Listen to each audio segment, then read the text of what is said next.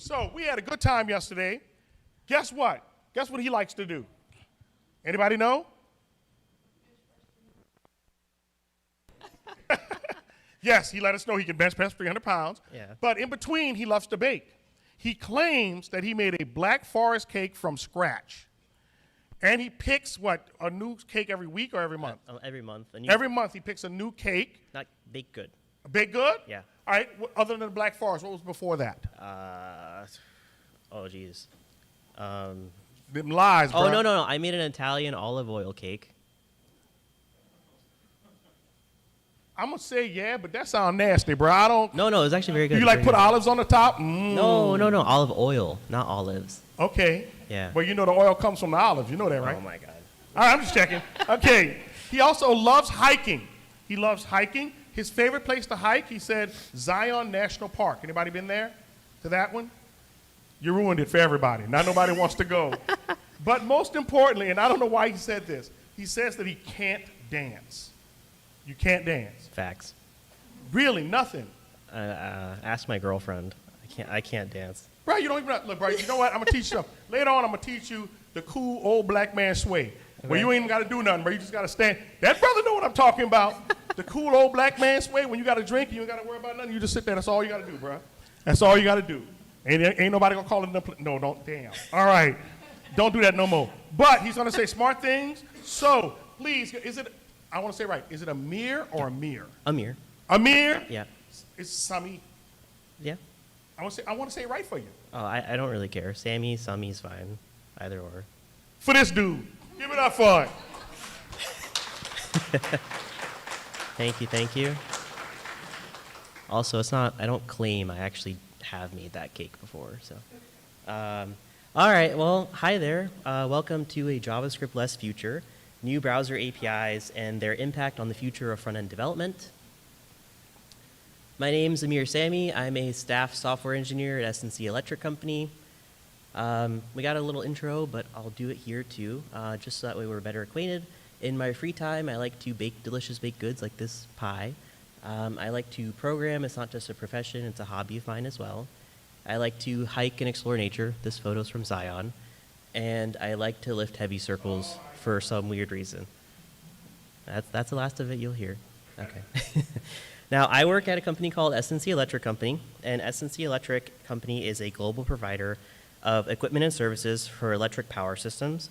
We were founded in 1911 in Chicago, where we design and manufacture switching and protection products. Today, our diverse global workforce develops innovative solutions for a more intelligent and resilient electrical grid. Building on this legacy of technological innovation and customer service, S&C empowers the transformation of the grid for an outage-free, sustainable electrical energy future. So these are some products that we make. So the talk title is a JavaScript-less future. But you're probably wondering, what the heck do I mean by that? I mean a future with less JavaScript, not a future with no JavaScript, just so that way we're clear.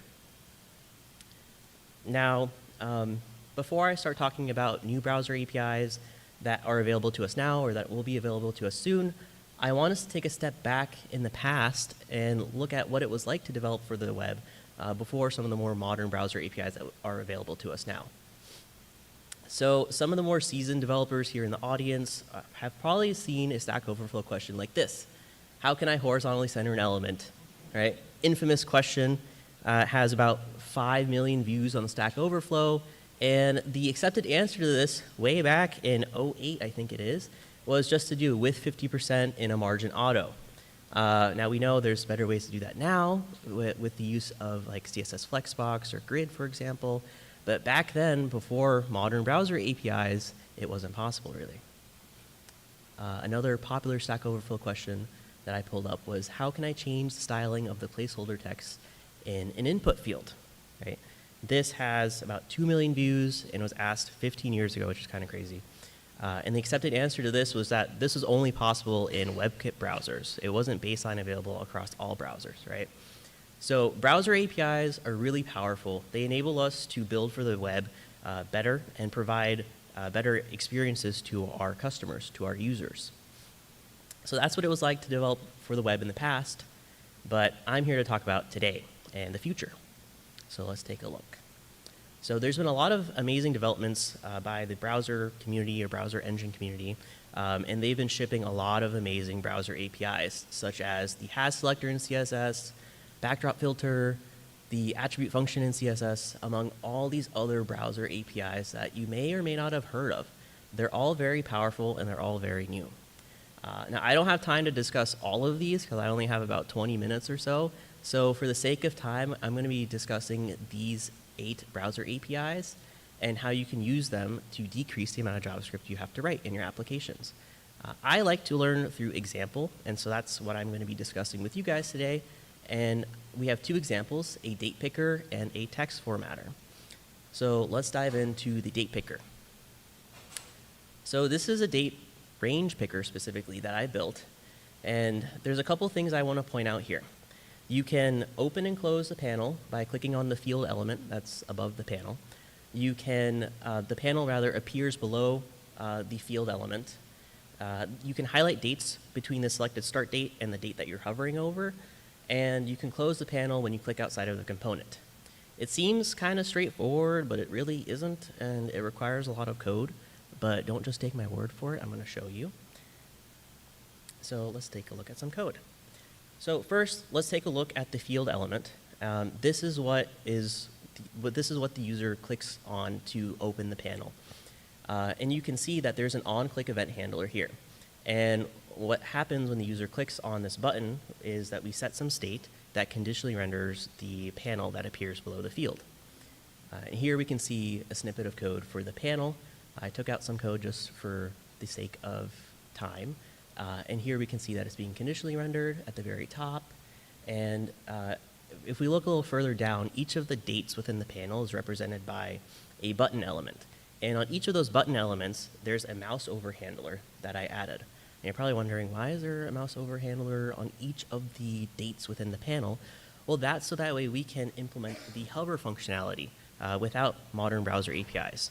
So this is invoked every time a user hovers over each of the date elements. And that mouse over handler looks like this. So every time a user hovers over, we get all of the elements within the panel, not really efficient. And if the date that we're iterating over sits between the selected start date and the date that the user is hovering over, we apply some styles like this, where we just set the background color to this blue, which is that hover blue that we saw. And if it's not within that range, we just set the background color to an empty string so it inherits back from its parent class in CSS. If we didn't do this last bit, eventually all the dates within the panel would appear blue, and that's not really what we want. And lastly, how do we close the panel when the user clicks outside of the component? This is a snippet, this is a React app, but you can infer how to use this in your own library of choice. But importantly here is that we're adding an event listener on the document for a mouse down or a click.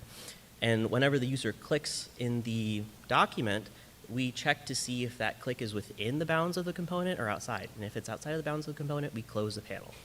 Not really efficient, but this is one of the better ways to do it, unfortunately, without modern browser APIs. So that's the date picker, date range picker. So it works, but there's some janky behavior. If you're hovering between the weak rows, the hover state doesn't really reset properly. There's a lot of complex logic to maintain, like I just showed, among other code that I didn't have time to show you guys. There's potential for multiple document event listeners if there's multiple instances of the component on your page or in your application. And lastly, there's multiple DOM updates on hover, like we saw. So we can do better with modern browser APIs. So let me show you how. First, let's take a look at the button element. Previously, this had an on-click event handler, but now it has this new attribute, popover target. Popover target is a new browser API, part of the overarching set of the popover API that recently shipped. And what this does is it tells the browser, hey, when the user clicks on this element, toggle the popover element with the matching ID, which is matches this value here, which is date time picker panel. This is baseline available as of last year, so available in all the major browsers, which is fantastic. Now let's take a look at the panel. You'll note that it's no longer being conditionally rendered, which is amazing. We added an ID, which matches the value from the popover target value that we just saw. And if we take a look a little further down, there's another attribute that we added, which is popover. So popover is a new API as well. It has 3 available values. Auto is default, and there's hint and manual as well. And this tells the browser that this is a popover element that can be toggled open and closed. And just by adding these 2-3 attributes, we've implemented the functionality to toggle the panel, opening and closing it, when the user clicks on that field element, and also hiding it when they click outside of the component itself, which is awesome. We no longer have to have a document event listener. We don't have to maintain state as well. Really, really cool. And popover is available, baseline available as of last year as well. And lastly, we have a toggle event listener, which you can use if you want to do some stuff when the user toggles the popover element, whether it's opening or closing it. There's an event that's emitted that has some data of whether the panel is being opened or closed. And that's baseline available as of 2023. So a little older, but still relatively new. Okay, cool. So the panel opens and closes, which is fantastic, but how do we position it according to, or rather relative to, the field element? Previously, what I didn't show you is that there was a position absolute in the CSS with a hard-coded pixel value for the top and left, which works kind of, but if the user changes the viewport width or height, or it's just being clipped by the viewport, that's not really optimal. So luckily, there's a new browser API that's available to us, which is Anchor. You may or may not have heard of it. Specifically, what we're first going to use on the field element in our CSS is anchor name. So anchor name is a new browser API, and it tells the browser that this is an element that we want to anchor other elements to. And so we're just giving it a name here, and that's all we're really doing. This does have limited availability, just not available in Firefox yet, but fingers crossed it will be added soon, because I am a diehard Firefox user. Now, if we look at the CSS for the panel element, there's 3 new attributes we've added here.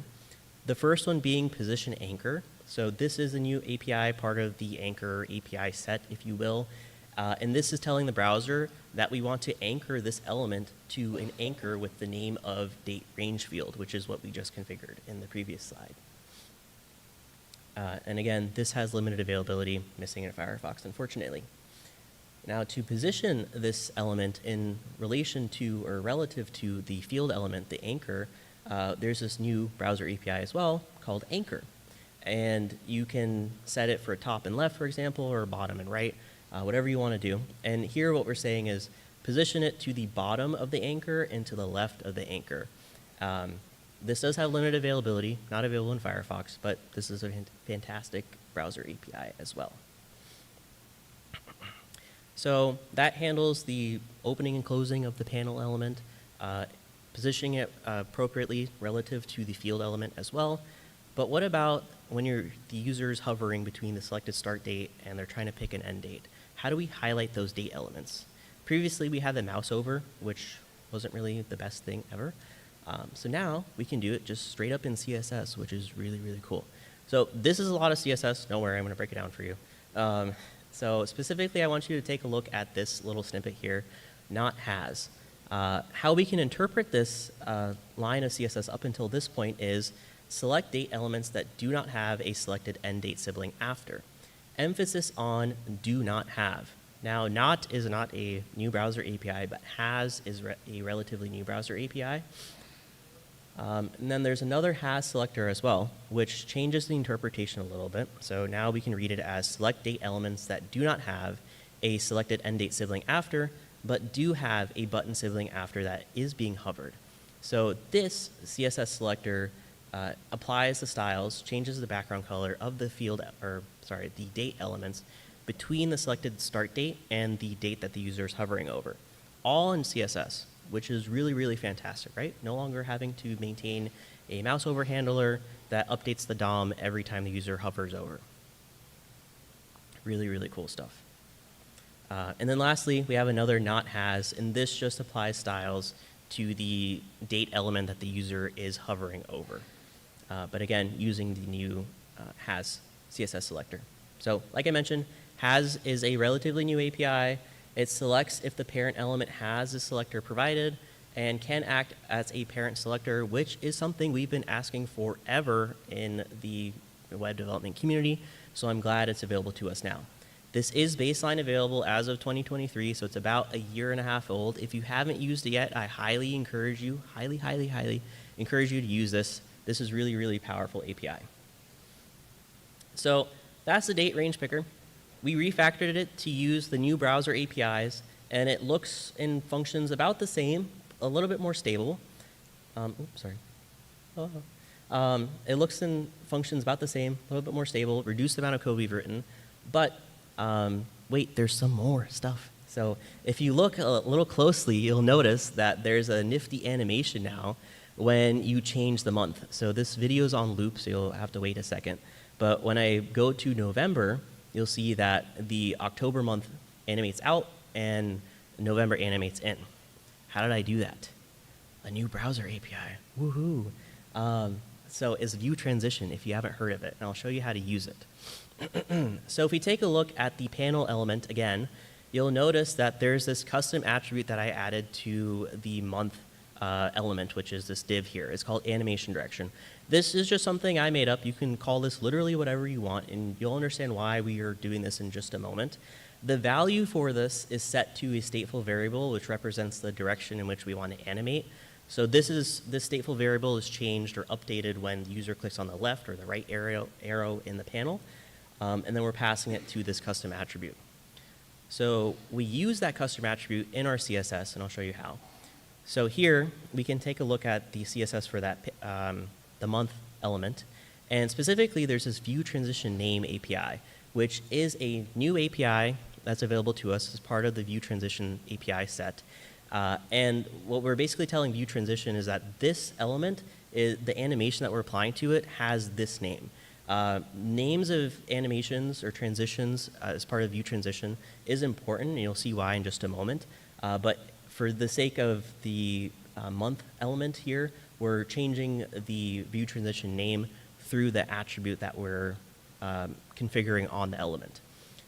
So it does have limited availability. It's just not available in Firefox yet again. But hopefully Firefox will implement this soon enough, because I know the entire community really, really wants this. So you're probably wondering, how the heck are we accessing the custom attribute value in our CSS? That's not really a thing that you can do, Ameer. You're wrong. You can, kind of. It's an experimental support. So the attribute function in CSS has been around for a little while now, but it was only for the content property in CSS. The attribute function for all properties in CSS is an experimental support, but that means that you can grab the value from an attribute, whether it's a custom attribute or not, and then use that value and apply it to a property in your CSS.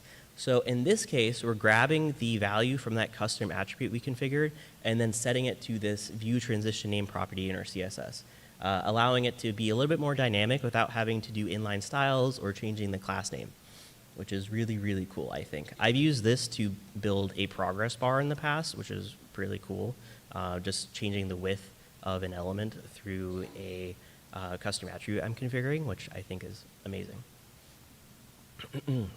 So how do we actually do the animation with the view transition API? View transition provides us a couple other new APIs as well. The first one being view transition old. So this selector in our CSS allows us to apply some styles to the element that's being animated out, the old element that's being animated out, or rather the old state of the element that's being animated out. So it accepts a animation name as a value or as a parameter to the function here, and that's where the animation name is important. So that stateful variable that we saw that we're configuring has two values, previous or next, and that changes the direction in which we're animating. And that's about that. And then there's a view transition new, which animates the new state of the element in. And so we can apply our own styles to that as well. So here I just have an animation that I made that's not in the screenshot here, but it is in the code that I'll share with you at the very end. This does have limited availability. Yet again, Firefox, please update, implement this. But this is really, really cool stuff. So lastly, how do you tell the browser to initiate or start the animation? There's a one-liner here. That's this new API, start view transition. So you can just call document.start view transition. And this will tell the browser that you're done updating whatever state or making DOM changes, and it can now create the animation from the old state to the new state of your element. So that's about it. There's some React-specific stuff in there, so if you're a React developer and you don't want to use the experimental view transition API or element that they just announced like 2-3 weeks ago, you can do it this way as well. And again, yet again, limited availability, not available in Firefox just yet. So that's the date range picker, right? We've done a lot of work, and we've maintained a lot of the functionality while adding animation support as well, which is really, really cool. So we've removed 2 event listeners. We've added animation support. We've removed conditional rendering logic. We've added support for auto positioning of the panel. All the while, we've reduced the amount of JavaScript by about 7%, which is really cool. And if the original version of the date range picker had animations, this would jump to 57%, right? Animating is really, really hard and requires a lot of custom code. And so the view transition API is a very, very powerful API. So that's the date range picker. What about a text formatter? Let me show you. Okay, so this is a text formatter I built. It's on my site, ameersami.com, if you want to use it. Here, I'm just entering some text, and any errors are being highlighted. It might be a little hard to see here, but there's a little, I have a laser.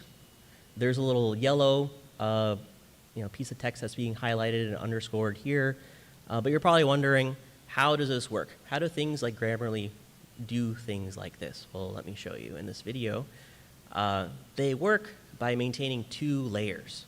There's an input layer and there's a highlight layer. I was really shocked when I was building this for the first time, because I was like, why the heck do you have to maintain 2 layers? Why does everyone do it this way? The simple answer is that it's just really hard to update the element that the user's interacting with and inserting new DOM elements that represent these highlighted sections without interrupting the flow of interaction for the user, which is why we have to maintain multiple layers, at least 1 duplicate layer, sometimes more than that. So how does this work? Let me show you some code before we refactor it. So like I mentioned, there's 2 layers for the highlighting. There's a highlight layer, and there's a input layer. That's represented by a text area in this case. And since there's 2 elements, we have to make sure that they stay in sync. And how do we do that? Event listeners, woo! Specifically, we have a scroll event listener on the text area, the editor element, and whenever the user scrolls on the text area, we update the scroll position of the highlight layer.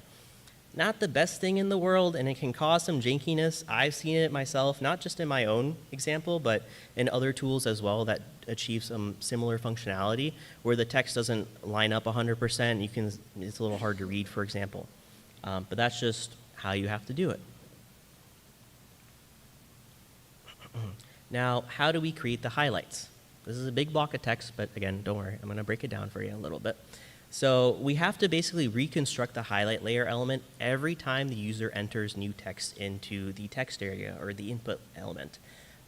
What we do is we create an HTML string, and every time we iterate over all the text, if the text doesn't match any of the rules that we want to highlight, we just append it to the HTML string, like so. And if there is a match, we add this span element here with some custom CSS that's applied to it to achieve the highlight look and feel.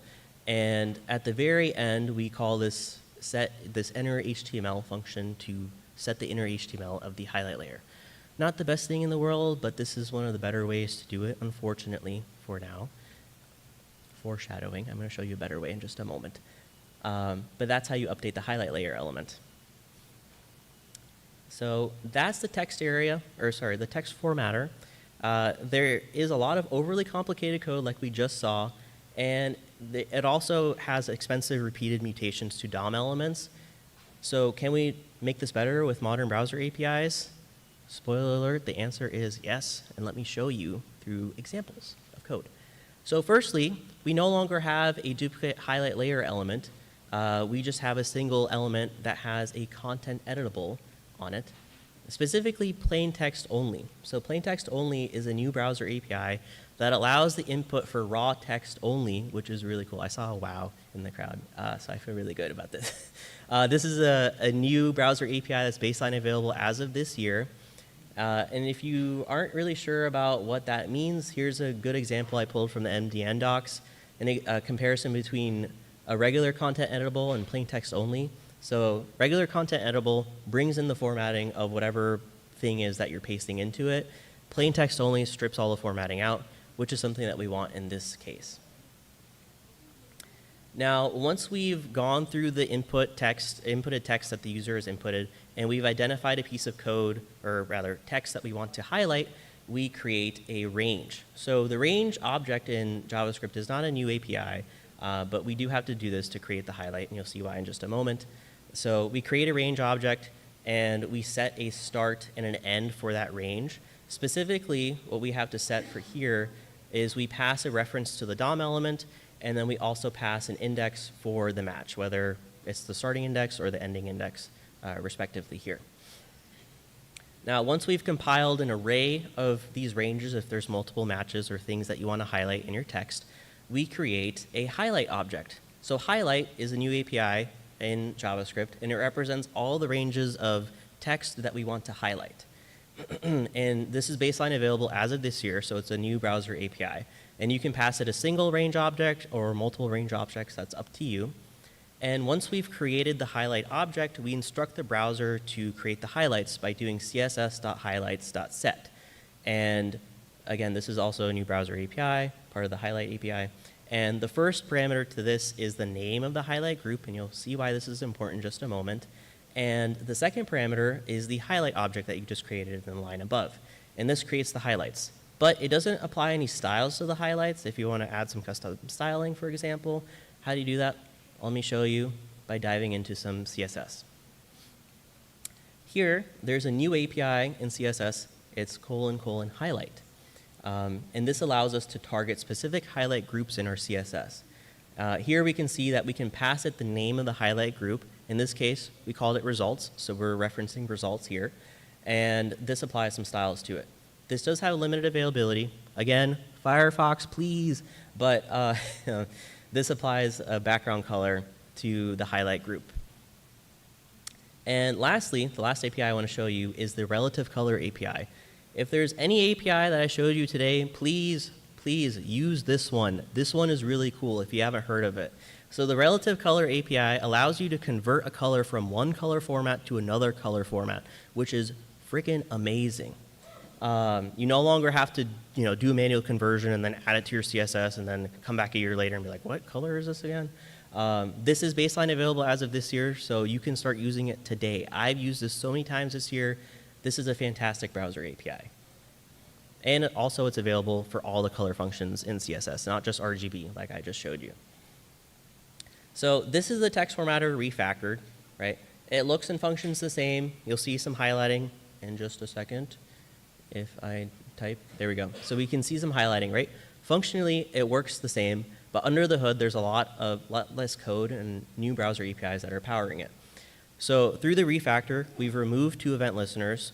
We've removed the duplicate layer. We've removed logic to duplicate text on change. And we've reduced the amount of JavaScript by about 7%.